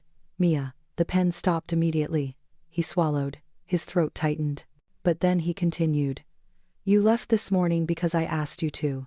And you listened because you are who you are, someone who chooses compassion even when compassion breaks her own heart. I do not know how to ask for forgiveness for the things I said, or the things I could not say." Ink smeared where his hand shook. He paused, steadied himself, and resumed. You were never a burden. You were never a threat to my life or my work. You were the first person who walked into this house and saw me as something other than a broken relic. You showed me light when I refused to open the curtains. You gave me sound when I swore I would never listen again. Every night you offered what you had, not to save me, not to fix me, but to sit with the parts of me that were still bleeding. He exhaled, shuddering. The next sentence looked like it might tear him apart. You gave me back a piece of my humanity long before I ever reached for your wrist. He had to stop again, pressing his fingertips to his eyes until the sting passed. The storm raged outside, thunder rolling across the frozen lake. Inside the library, another kind of storm built in his chest. Finally, he wrote, Yesterday morning I felt something in my legs, a spark, a twitch, a signal from a body that had forgotten how to speak. And I cannot prove this, I cannot explain it, but I know that it began when I held your wrist, and remembered that I was still alive. Tears blurred the ink. He let them fall. There was no use pretending he had strength now. The letter soaked the tears and held them the way Mia had held his pain in silence. He forced himself to continue writing. I have lived with guilt for so long that I believed punishment was the only way to keep my wife's memory alive. I thought moving forward meant betraying her. I thought standing again meant stepping away from the moment I failed to save her. But you showed me that healing is not betrayal. It is a promise that the love we lost does not have to be the grave we bury ourselves in. His breath shook violently. He pushed forward anyway. Mia, I do not know what this feeling is, not fully. But I know this. When you walked out of the house today, it felt as though the walls closed in again, as if the darkness I lived in for 2 years returned in one crushing wave. I know this is not fair to you. I know I have no right to ask anything more of you. But the truth is that you changed everything, not through grand gestures or demands, through presence, through patience, through offering yourself in ways that healed rather than consumed. He lowered the pen. His hand ached from gripping it too tightly. The storm continued to howl outside. A branch clattered against a window like a warning. He stared at the letter, reading the words again and again, each line filled with a vulnerability he wished he had the courage to say aloud. He signed the letter with a final line. If someday you choose to return, I will not be the same man you left behind. I will fight for myself. I will fight for you. For the mornings we have yet to see. With trembling breath he folded the letter carefully, tucking it into an envelope as if it were something delicate and alive. He sealed it. He wrote her name across the front. He placed it on the desk, and then he stared at it for a long, long time. His hand hovered over it. He could send it. He could ask Lucas to deliver it. He could confess everything now before fear choked him again. But the fear came anyway. What if she does not want to come back? What if I bring her pain by reaching for her again? What if hope is a trick, and what I felt in my legs was only desperation, playing tricks on a broken mind? What if the world destroys her for knowing me? His fingers slowly withdrew from the envelope. He placed the letter in the top drawer of the desk. He closed it gently. The click of the drawer echoed like a final heartbeat. He never sent it. Instead, he rolled himself back from the desk and wheeled toward the piano. He stared at the instrument for a long moment. Then he lifted the cover, revealing the keys to the dim storm light. With trembling hands he pressed a single note, just one. It rang through the empty house, a fragile echo of something trying desperately not to die. Then he pressed another. And another. They were uneven at first, stumbling like the steps he had not yet learned to take, but over time they settled into a soft, slow melody, one he had written years ago for Eleanor. This time, he did not cry. This time, he did not break. This time, he played it all the way through, and when the final note fell into silence, he closed his eyes. His voice cracked as he whispered into the empty room, Mia, thank you. The storm raged on. The world continued tearing at his life. But for the first time since the accident, Alexander Hayes did not drown. He stayed. He breathed. He kept the letter close to him, even if it remained unsent. And in the quiet between the storm and the music, he felt something he had not felt in years. Hope. Morning arrived, not with the heaviness of the days before, but with a strange, quiet brightness that filtered through the curtains like an invitation. The storm had passed in the night, leaving behind a world made clean by snow and silence. Sunlight glinted across the lake, turning the frozen surface into a sheet of gold. For the first time in weeks, maybe months, the Hayes estate did not feel like a tomb. It felt like a place waiting to exhale. Alexander woke before dawn, though he had barely slept. Something restless moved inside him, not panic, not grief, something unfamiliar but undeniably alive. He lay still for a long moment, listening to the quiet. Then he shifted, reaching down to touch his thigh. And there it was, a faint spark, a whisper of sensation, not imagined, not fading, real. His heart pounded. Slowly, he pushed himself upright, sliding to the edge of the mattress. He braced his hands on the bed. He inhaled once deeply, then lowered his feet to the floor. The cold wood touched his skin, and instead of nothing, he felt pressure. Weak but present, he swallowed hard. For weeks after the accident, he had begged the universe to let him feel anything in his legs. For months he had cursed that same universe for letting him live. Now, for the first time in 2 years, he felt more than the weight of his grief. He felt possibility. Slowly he shifted forward. His arms trembled, his breath trembled, his entire being trembled. But then one moment later he rose. Not fully, not steadily, but undeniably. He rose. His legs held him for 3 seconds before he collapsed back onto the bed, but the miracle was there in the air around him, suspended like light waiting to land. He pressed his face into his hands and let out a broken laugh.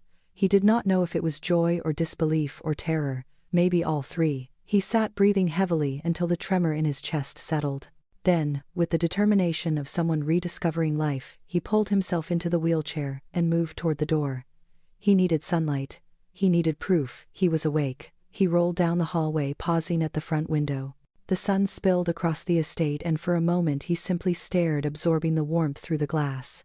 He felt the letter in his pocket even though he had not touched it since sealing it nights earlier. He carried it everywhere now, as if afraid his feelings would vanish if they were not physically anchored to something.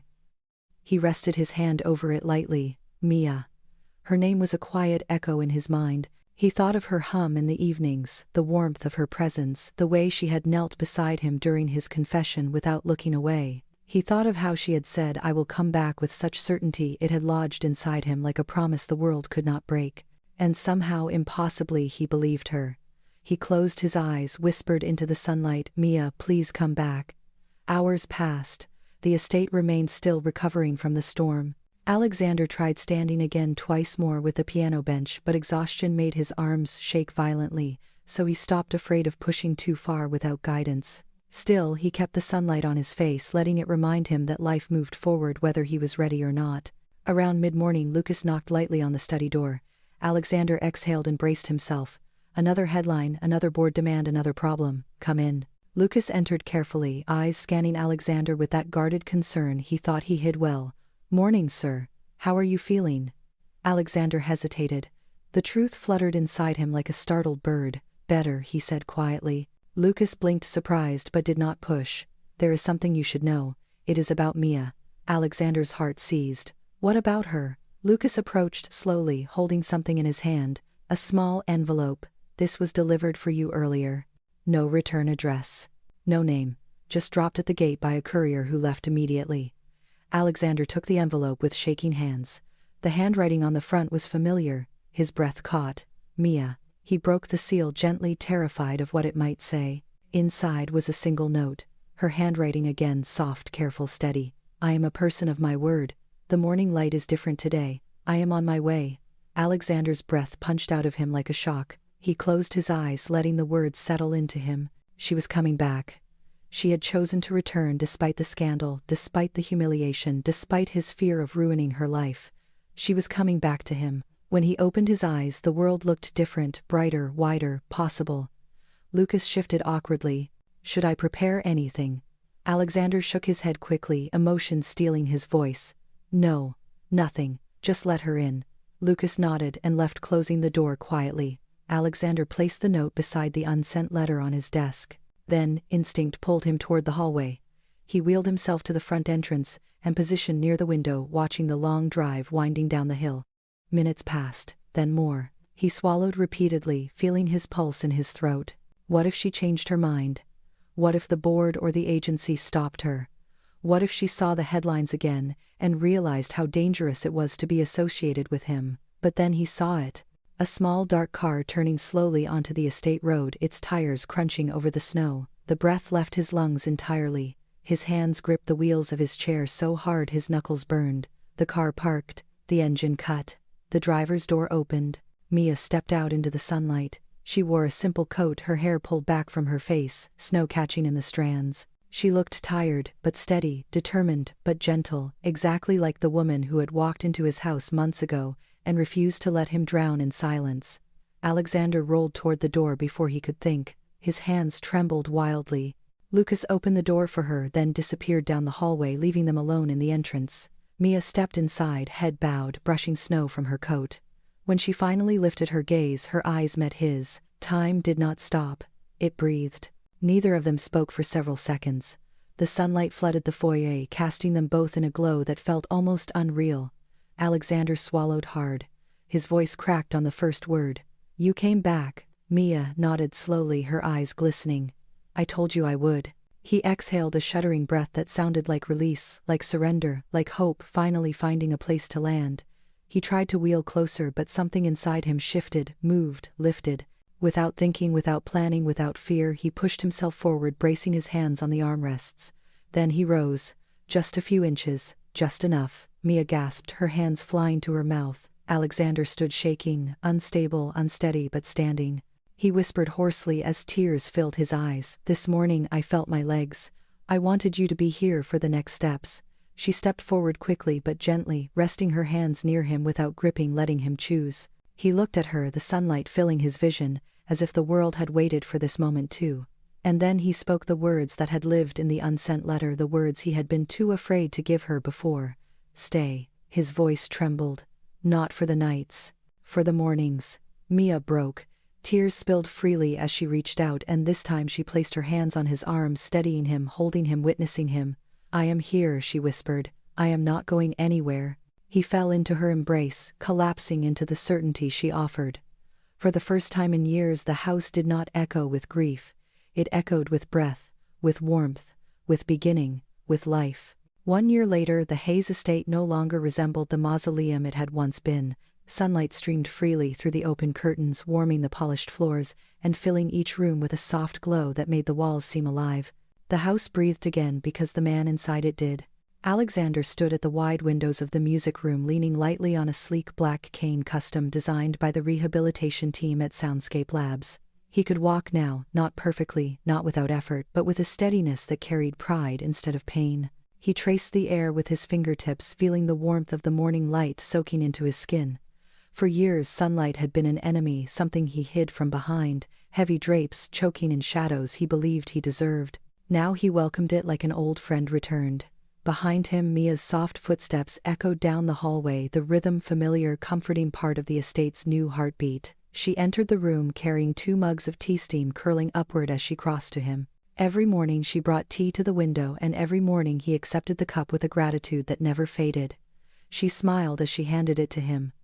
"Early start today." He returned her smile, smaller, quieter but warm. "Big day." Mia glanced at the piano, which gleamed in the morning light, its wood restored, its keys polished, its presence alive again. "Are you nervous?" Alexander considered the question. A year ago, nerves would have meant the sharp prickle of panic, the threat of collapse, the trembling weight of guilt he carried everywhere. Now nerves felt more like anticipation, the tremble of excitement before creation. "A little," he admitted, "but a good kind." She touched his arm gently, letting her fingers rest, just long enough to anchor him without claiming him. That small gesture had become a language between them, one built over months of learning how to exist side by side in healing rather than in crisis. He lowered himself carefully onto the piano bench, adjusting his posture.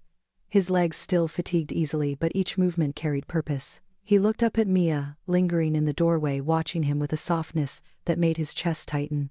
"Stay," he said. She stepped inside, closing the space between them. Always. Her presence beside him steadied his breath. He let his hands hover above the keys, feeling the familiar hum beneath his palms.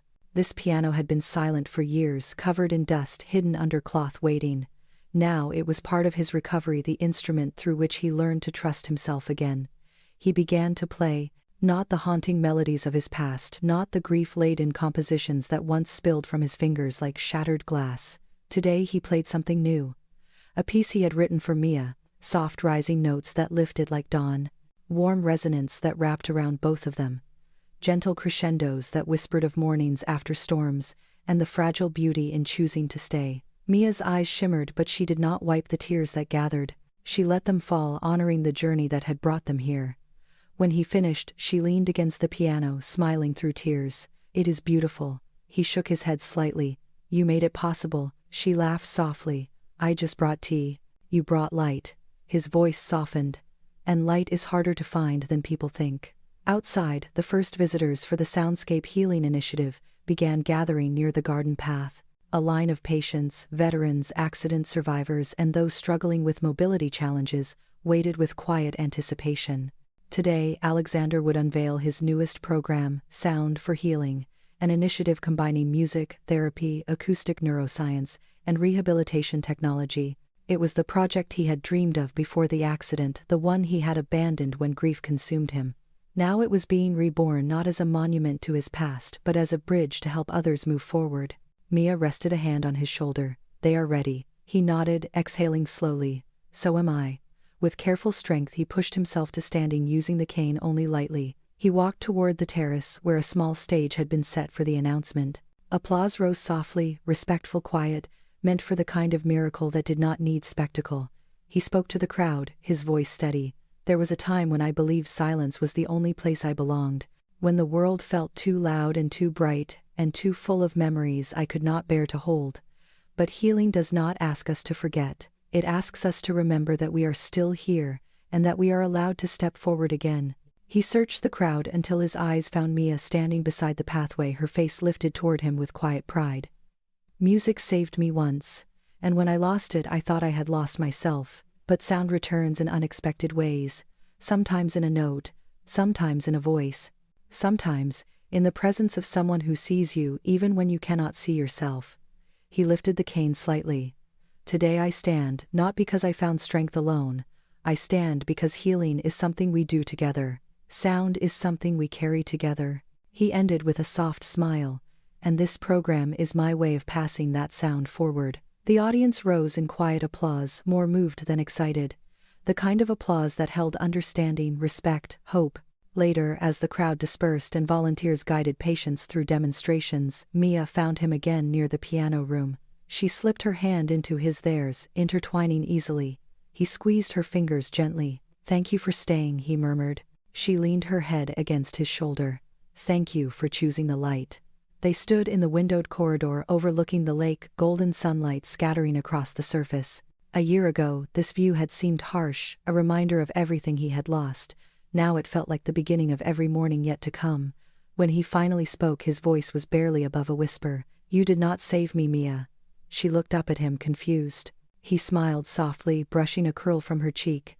"You reminded me I was worth saving." She closed her eyes, letting the words settle in her heart. Outside, the wind carried the soft hum of people's laughter, mingling with the faint echo of piano notes drifting from the open window. It sounded like healing. It sounded like hope. It sounded like light. If you are still here listening to this story, then maybe something inside it touched a quiet place in you, the same way these characters touched each other's lives. Maybe you have known what it feels like to sit beside someone in the dark, offering the only thing you had, your presence, your patience, your belief when they could not believe in themselves.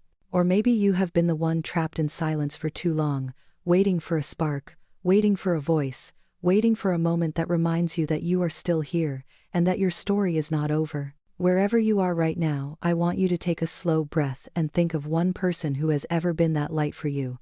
Someone who sat with you in the storm without demanding you be stronger than you felt. Someone who stayed even when the world struck back. Someone whose presence whispered healing even if they never used the word. If someone comes to mind, let this be your reminder to treasure them, to reach out to them today, and tell them what they mean to you. And if no one comes to mind, then let this story remind you that light finds us in the most unexpected ways. And sometimes it begins with choosing to stay open, choosing to rise, choosing to breathe again. Now I want to hear from you. Tell us in the comments where in the world you are watching from, because this channel has become a place where thousands of us gather across cities and countries and time zones, connected by stories that remind us we are human and we are not alone in our battles. Tell us which moment in this story struck you deepest. Was it the night he reached for her wrist in panic, the morning he rose from his wheelchair for the first time, or the quiet promise that love, healing, and hope do not have to arrive loudly to be real? And tell us this too: have you ever offered yourself to someone, not your body but your heart, your presence, your patience, your belief, the way Mia did, night after night? Or has someone ever offered themselves to you when you felt broken beyond repair? I truly want to read your answers because your stories matter. They help shape the next stories we create on this channel. They guide the worlds we build and the characters we breathe life into. Before you go, I want to leave you with one question, and it is the same question that sits at the heart of this story. Have you ever been the light in someone's darkness, or has someone ever been the light in yours? Think about it. Hold that answer close. And if you want more stories like this, ones that blend heartache, healing, and hope in ways that remind us of our own human resilience, then make sure you subscribe to the channel. Turn on notifications so you never miss the next journey. Your presence here truly means more than you know. Thank you for watching, thank you for feeling, and thank you for being part of this growing family of listeners who believe in the power of quiet miracles. Until the next story arrives, stay safe, stay open, and may your mornings be filled with the sound of light.